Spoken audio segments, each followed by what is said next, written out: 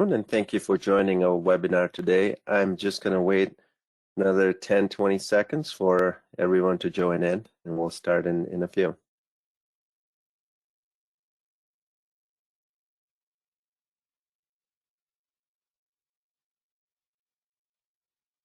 So thank you for joining our webinar today. Schools in Michigan have been experiencing cyber attacks, and this webinar is to help our principals and school leaders on being better prepared on cybersecurity and against these attacks. Also unrelated to cybersecurity, we've used ChatGPT and AI graphic tools to build our slides.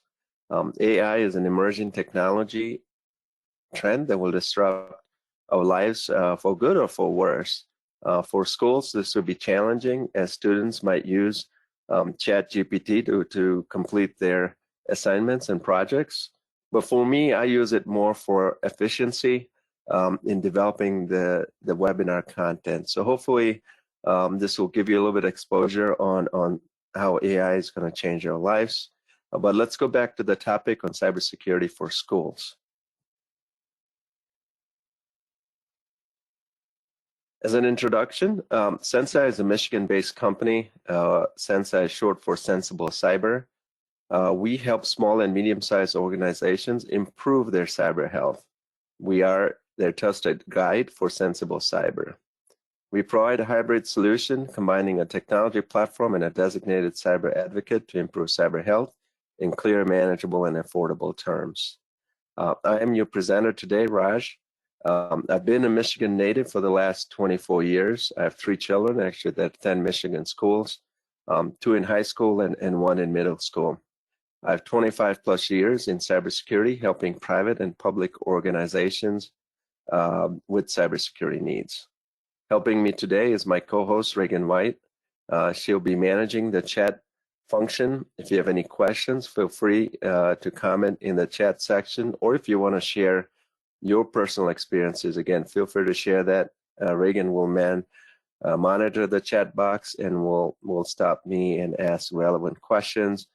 She'll also be running the 4 polls that we have in our webinar today. Couple housekeeping items. This webinar is recorded, and we'll send you a note in a couple days for the recorded version. Please feel free to share with your colleagues and peers. And then I mentioned earlier, if you have any questions or comments, please enter them in the chat line. We will monitor them, and then we'll address them either during the webinar or at the end of the webinar. So the discussion topics today, we're going to look at cyber incidents and trends for schools. We're going to talk a little bit about why are schools a high target, what is the impact on schools, what should school leaders do.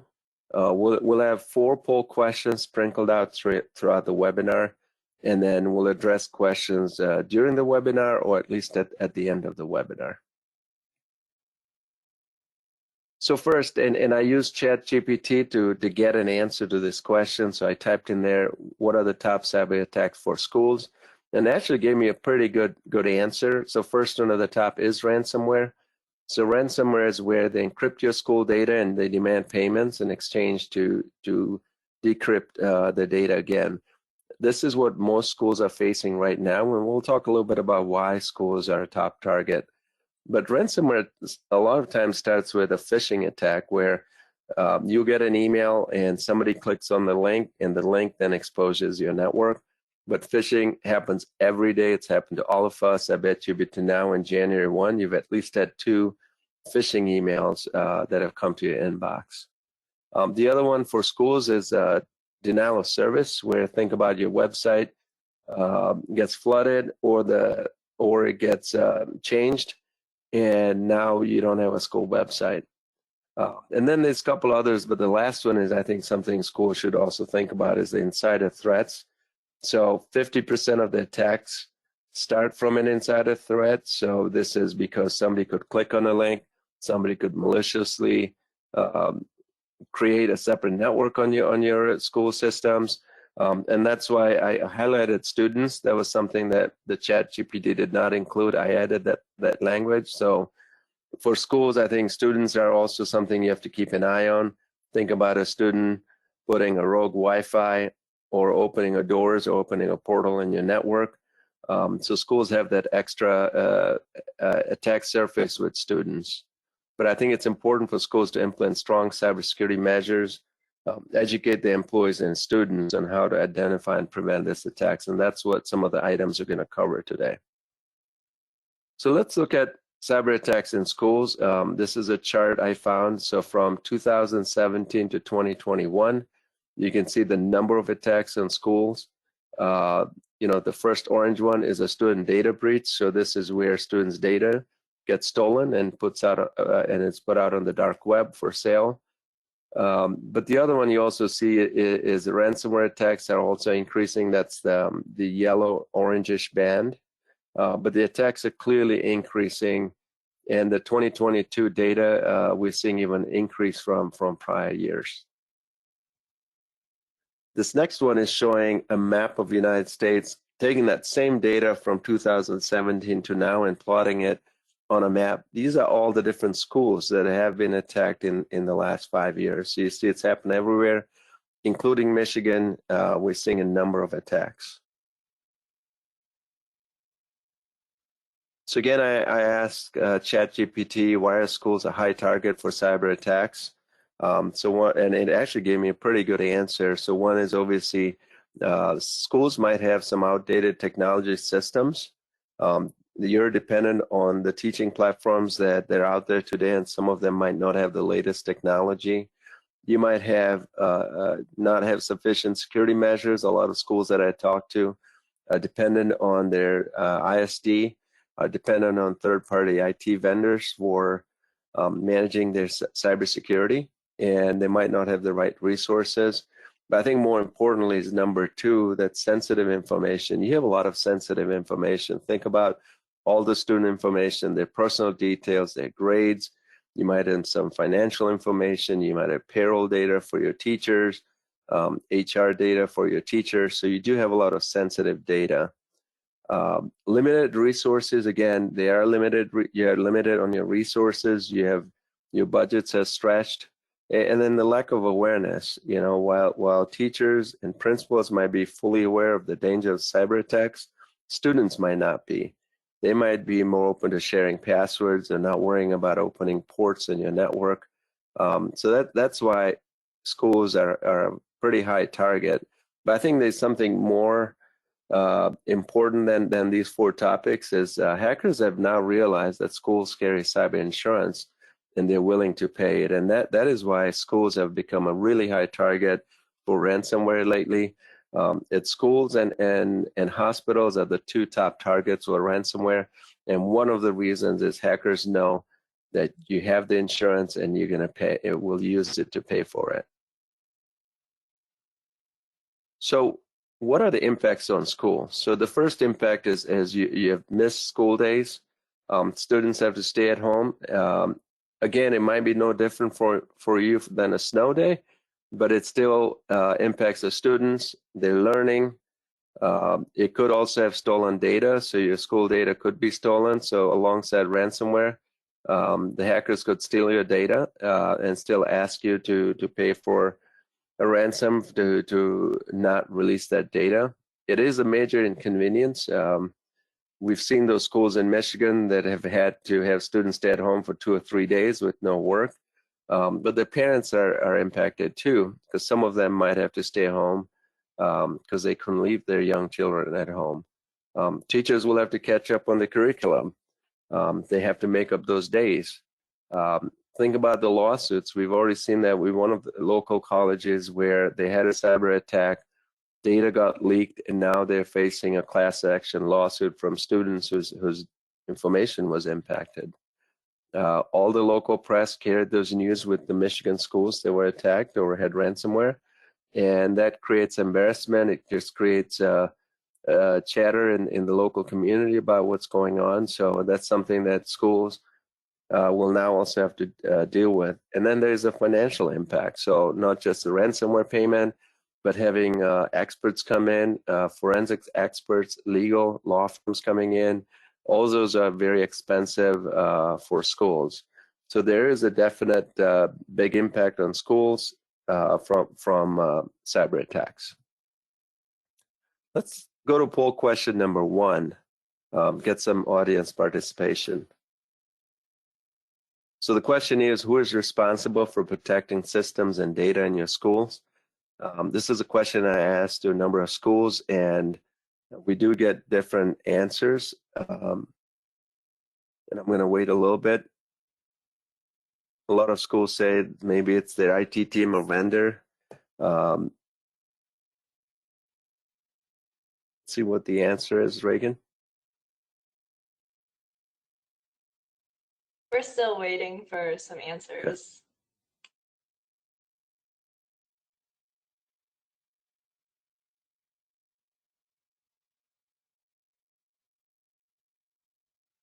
Maybe we'll collect the polls at the end and just continue with the next slide and share the information after the webinar. Sounds good.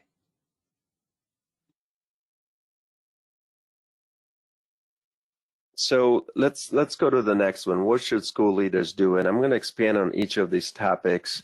We got to increase personal cybersecurity awareness. We got to understand the risks, understand the safeguards. We got to train our staff, teachers, and students, cyber policies. I'm going to cover each of this in separate slides. Again, if you look at the AI on the left, the graphic on the left, I used AI to generate that graphic. So it's interesting that it's not as good yet, but it's getting better. So let's go to increasing personal cyber awareness. So it is very important for school principals to subscribe to cyber resources. I've shared some of the resources we have at SensCy. We just published a white paper called School Cyber Attacks Continue to Escalate. I think there's a lot of good information in there. We do have blogs. A recent blog in January was Cybersecurity 2022 Look Back, 2023 Look Forward. It had good content on cybersecurity. I think if you subscribe to a LinkedIn channel, you can get a lot of information on cybersecurity also. So I would encourage you to follow us, but there's also a number of other information available to schools. I think MI Secure is another great site. State of Michigan has a dedicated page on cybersecurity. So there's a number of sites, and I would encourage you to build your cybersecurity awareness. Let's look at understanding the cyber risks. Really, your two main risks today are ransomware and data theft. Those are the main things you should be worried about. Ransomware is where hackers will lock your systems down and will not allow you to function until you pay them a ransom. If you look in our personal lives, we have the same ransomware where we get a notification on a screen that it's been locked down, and if you pay them $5,000, they would restore a laptop.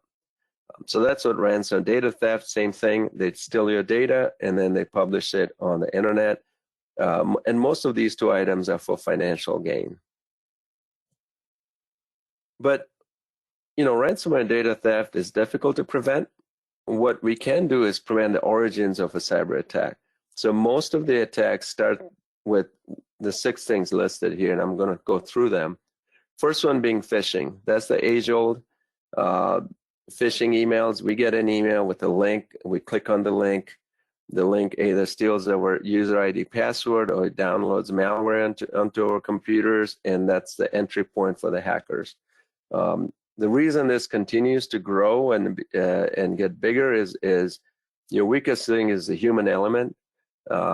We unintentionally click those links, unintentionally download. Some of it is time, some of it is negligence, but that's why it happens, because hackers know that a portion of the audience is going to click on it.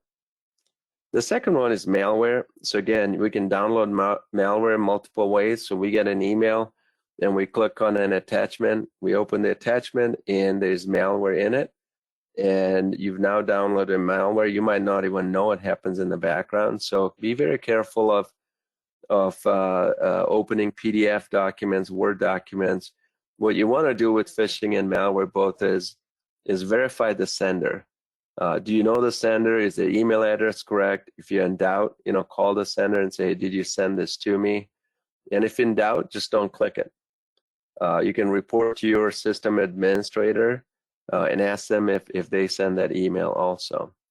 The other one that's very common is misconfigured systems. So a number of times the systems are set up and some default setting was left unchanged, or the systems could be outdated. They could be older software versions, or somebody could have left a port open.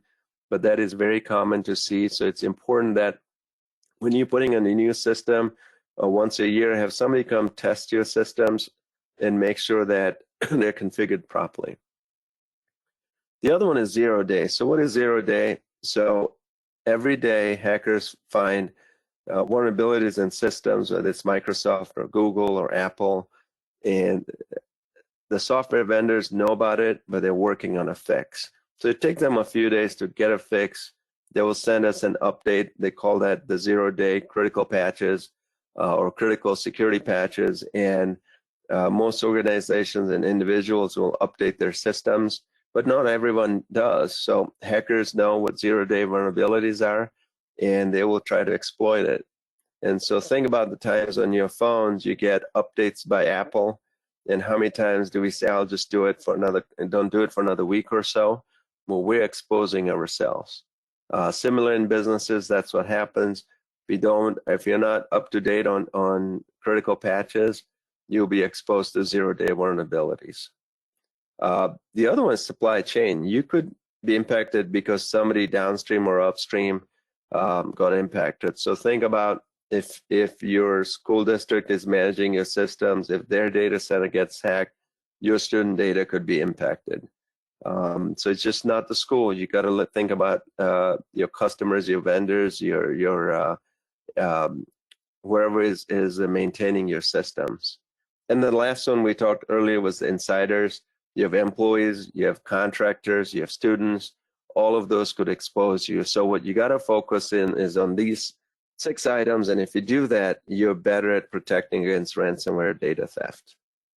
Again, if you have any questions, feel free to add them to the chat box. So what are some preventative measures? I'm going to spend a little bit of time on this slide. Again, I kind of tapped into ChatGPT, and so one is using strong passwords. We need to encourage everyone to use strong passwords, not just the employees, but also your students. Think about the students that are logging onto the school networks. They need to use strong passwords. They need to use passwords that are unique. So the password should not be the same as their social media password is what they use for the school passwords, and then regularly updating them. The second one is firewalls. You know, firewall is your, yes. We have a quick question from the chat, and it's related to strong passwords. And the question is, do you have any recommendations about creating those strong passwords? Like, in terms of ideas, like what it should be, because like I know, at least for me, changing my password regularly it's hard to come up with something that I'll remember, or just figure out what it should be. Yep. So the question is how do we create strong passwords? So think about the characteristics of strong password. One is the length. So if you have more than 14 characters, it's difficult for a hacker. It takes a longer time to crack the password. If you use alphanumeric, that makes it again difficult for hackers because the software takes longer to crack the code. And then if you change them more frequently, then what happens is even if they cracked your last password, you move to the next one and you're not compromised. Unique passwords important because if hackers hack into your bank system or another system, they cannot use that password and try to see if you use the same password elsewhere. But that again is old school, so everyone knows long passwords. So how do you create strong passwords? One way is using a phrase. Say you take a whole line from a song. That's a long password, easy to remember.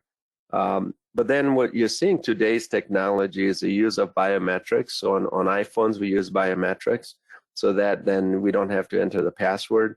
But then password keepers is another way to help you. Password keepers, if you asked me 2 years ago, I would discourage you from using them. But they have become a lot stronger, and they can generate a strong password for you. And you don't have to remember them because every time you log in, it will grab the password from your password keeper. So that's something to know. Only thing is, if you use a password keeper, there's one main key. That's the keys to the kingdom, keys to all your passwords. That password has to be very strong. So just make sure you have a very strong password to access your password keeper. Great question. So I talked about firewall. Encryption is another item that is important. Think about on your home computer. You have so many files on your home computer. You might have your tax returns on your home computer. You might have the form you fill to get a home equity loan. All of that is sitting on your home computer. You're better off encrypting them. My recommendation is buy a hard drive, external hard drive that's encrypted, and move that information to that hard drive and unplug it from your computer. You know, how many times do you need your tax returns in a year? Maybe 2 or 3 times. And you can easily plug that into your laptop or your desktop and access that information. Keep your software up to date, including on your phones too today. You can access a lot of information on your phone, so keeping software updated is very important. You know, access control at schools, two-factor authentication is something that you should strive for. That's the best way to protect against even a phishing email, because if somebody is passwords compromised through phishing, they still need the two-factor. They will not be able to access your systems. Two-factor also helps with if you type in the wrong address, you're not going to a fake site and giving you a password, because it's not going to generate the two-factor authentication. Network segmentation, that's very important for schools. So most schools today have one network and everyone logs into it. But what you should do is you should have a school network that's dedicated to the teachers, administrators, and leaders. And then you should have another one for students, because students could be a weak link for you. So that network for students is for them to access their systems, and the teachers and everyone else logs in through a separate system. Same thing, if you're providing Wi-Fi, that Wi-Fi could go directly out of the school. It doesn't need to go through the school network. Backup and recovery is important. Most schools, I would say, today have great backup and recovery systems. I will not cover that, but I think the problem we have is at homes. We are not backing up our data at homes. Think about all the pictures you have on your phone or on your laptop at home. Is that backed up?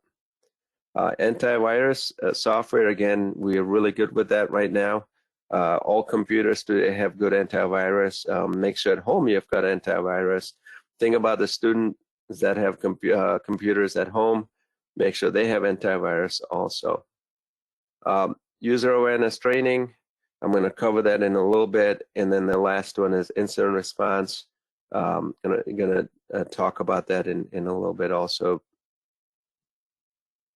So talking about awareness training, so education awareness is very important.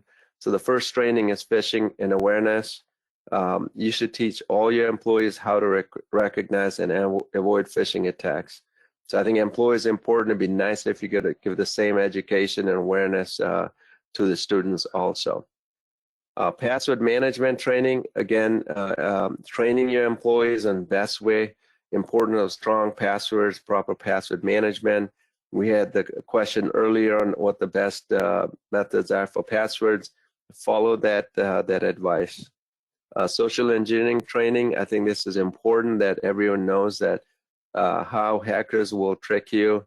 They'll mostly use emails, but you can get a phone call. Now you also get them on social chats. You get text messages if you're using Slack or Microsoft Teams. Hackers have learned how to use social engineering on those channels also. Mobile device security training, you got to make sure that you have good mobile device practices. My phone has a lot of information on it, both work-related and personal, and how am I securing that phone? Remote workers, post-COVID, we still have a lot of workers that work remotely. We need to make sure we provide them training. What's their security at home? Do they have strong Wi-Fi at home? Things not to do from home, things not to do from a coffee shop or airports or hotels. And then the last one is that incident response training. So think about, you need to have an incident response plan. If you were to have an attack, what is your protocol? Who's going to get involved? How are you going to manage the information being shared? What's your protocol to students, to parents? And if outside press is involved, who can talk to the press? all that is part of your incident response planning, but it's no good having a great document when you don't do the training. So you have to teach everyone that's responsible incident response training, and schools should do that also. Let's go to poll question number 3. We'll do the poll and then we'll give you the results later. So let's go to poll question 3.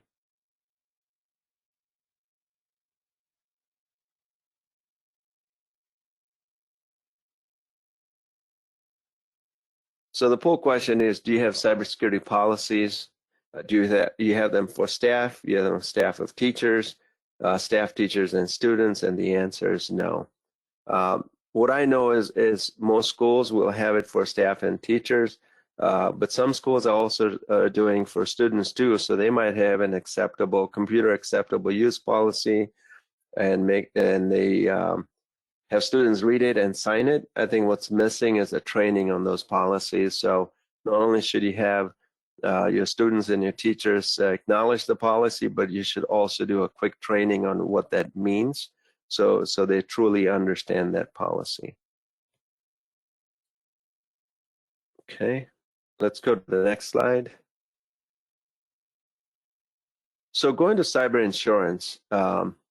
So again, I put this from ChatGPT. I'm not going to go through it all. Most schools have proper cyber insurance coverage, but you need to make sure that you understand the fine print. So there's 3 pieces in cyber insurance. One is the coverage. What is being covered?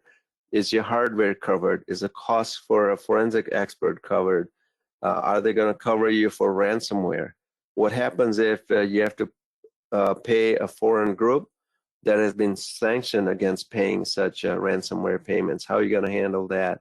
Is the insurance company said, nope, we're not going to pay them because the US government doesn't allow us to do that? So the coverage is important.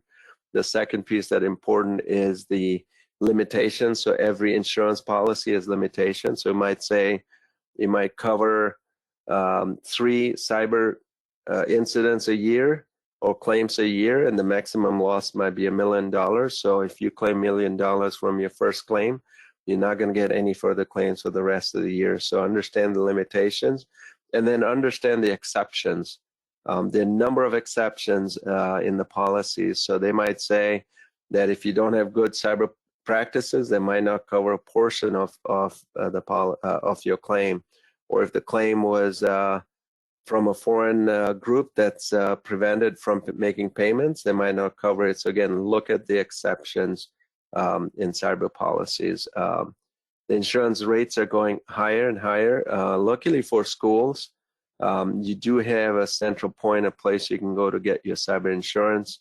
And so that's great for schools. You know, when we look in the private sector, they have to really go out and find the right cyber insurance. But I think in schools, you can go with your set insurance provider. Looking at cyber attacks in 2023, one of the things is do not ignore the threats to schools. If you look in January, 10 of the ransomware attacks came from education, and the next one is healthcare. But healthcare and education is the highest industry where attackers target, and so schools cannot ignore this threat. So we're getting towards the end of this presentation. I know we covered it pretty fast. We want to make sure that we provided you just concise information and didn't give you a lot of information. So this is a shorter webinar. The last thing I'm going to mention is that SensCy has a SensCy score. What is a SensCy score? SensCy score is a free, no obligation to buy tool. But it's like a FICO score. It takes about 20 minutes to go through the evaluation, and this is something we do over a call with you. You would get to answer these questions, and at the end of it, at the end of the 20 minutes, you get your SensCy score. So you might get a score, say 400, then you know that's not a good score. If you're 800 and over, that's a great score. So it's a good number. We encourage everyone to get SensCy scores. We've had a few schools that have done their SensCy scores. One actually the other day was at 740 something, and so that's a good score. that had good cyber practices. And then we have others in the 400 range that through that meeting, we're able to tell them, here's the 3 or 4 things you need to focus on. So again, it's a no cost, no obligation to buy. It takes 20 minutes of your time. We'd like you, the principal or the leader, to be on the call, but we would also like somebody from your IT team or IT vendor to be on the call so we get the correct answers. It's very easy to schedule the SensCy score. There's a QR code. If you scan the QR code, it would take you directly to our SensCy score website, or the website address is on this slide also. So that really wraps up our presentation. I don't think we have any more questions in the chat, so we'll wrap this up. Again, thank you everyone for attending, or those that view this video afterwards, thank you for watching our video. Hope you found this helpful, but again, we want to make sure that we help Michigan schools be better prepared against cyber attacks. Thank you and have a great day.